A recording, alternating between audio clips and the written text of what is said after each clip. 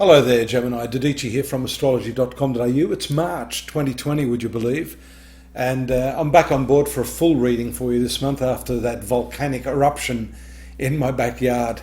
Everyone was evacuated by the army here, so that I think might have had a connection to this conjunction here that's taking place in your 8th house with all of these heavy-duty planets. But I think the important transit for you this month is the retrograde movement of your ruler right here at the top of the horoscope, which is the career segment of your life. This sphere of your life is very much dominated right now. So there can be setbacks.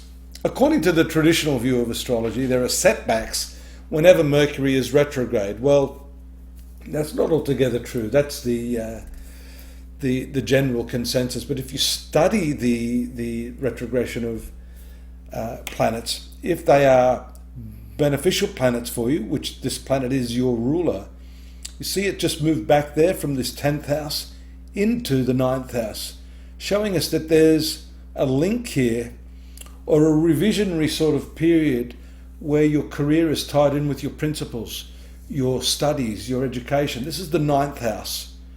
This is the 10th house. 9th house is your belief systems, your studies, your education. This is your professional arena. And we see here an excellent placement of the sun, which is ruling your 3rd house of courage, valor, commercial transactions, contracts, that sort of thing. So you'll have to wait for this transit here, and we see here the full moon taking place around the 9th of March, just here on the 9th, activating this thing I'm talking about here, this activity. The stationary position here shows that Mercury is apparently still for a moment and then starts to move forward again here. That is the period just after this full moon, which is going to really activate this. There you go. Mercury is now going to move forward and then make its way back into this part of your horoscope. So there's a lot of activity, negotiations, apparent setbacks for a moment while Mercury does its thing here. But in the long run, this is going to give you some very, very good results. That happens when after about the 16th, you'll see here 16th, 17th, 18th, Mercury still moving slowly here. So you're deliberating at this time over what's happened. At the same time, you've got Venus here having made that conjunction with disruptive Uranus. And Venus for you is one of the better planets. It's the speculative planet. It's the planet of love affairs. And this shows that you may have to hold off addressing any of your relationship issues until this planet has done its thing. There you go. That retrogression has well and truly stopped. Pisces is its weakest sign. However, being in the angle, it actually turns things around for you. So those negotiations, even though they seem like they're stalling, and they can be business negotiations, they can be personal negotiations, they can be negotiations with yourself. For example, setting yourself a task, setting yourself a resolution, deciding on a course of action, and then all of a sudden changing your mind. So that's the action of retrograde Mercury, even upon one's own inner nature. That's shown by this very unusual activity. You'll notice here the strong conjunction of Mars and Jupiter. Both of these planets aren't particularly friendly for you, and they are dominant here in your zone of shared resources, financial activities that have to do with other people.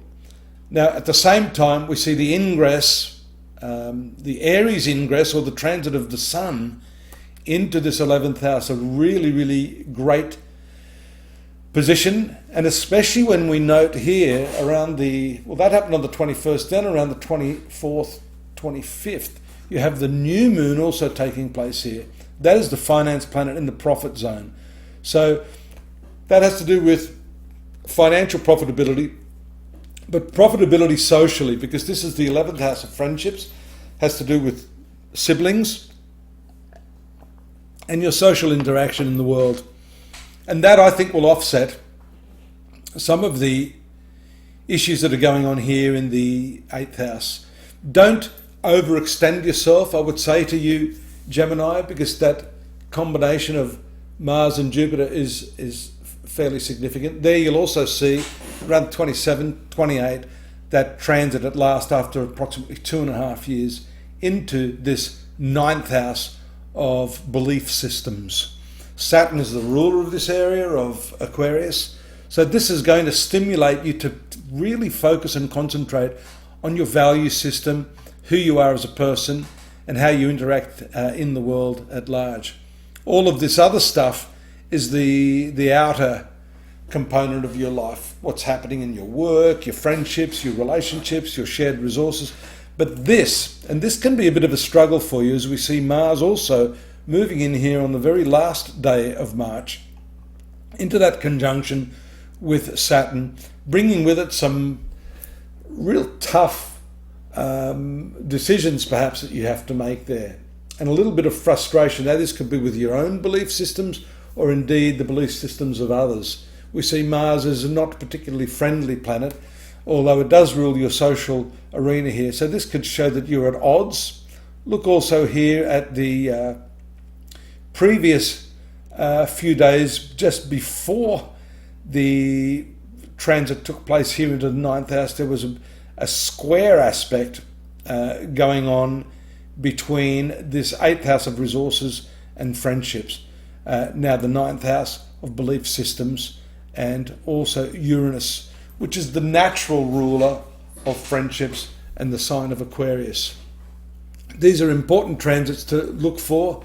I think on balance, you'll find that the latter part of the month, after the forward movement of your ruling planet, after that retrogression, you'll get more traction here in your work. We didn't talk much about your relationships, but Jupiter, which is ruling your 7th house, and Venus, which rules your 5th house, 7th house of marriage or long-term partnerships, 5th house of love affairs, that was disrupted earlier in the month by the conjunction with Uranus. And here we see the disruption of the 7th ruler, Jupiter, having had that hefty Mars blast. Although those two are friendly, that still can cause some problems. And then the 11th house, which is also somewhat related to love, more to do with friendship, having that conjunction here at the end of the month. You've still got some work to do on that. We're going to talk about that next month when I come back. In the meantime, you can get a little bit more intel on this at astrology.com.au in the monthly reading segment. Daily readings are going to give you the fine calibration day by day. I'm going to give you the long-term karmic calibration. If you want to tune in to me, drop me a note. I'm happy to do your personal reading for you if you want to organise a time for that. That's really where it's all at. Till next month, take care. Good luck. Bye-bye for now.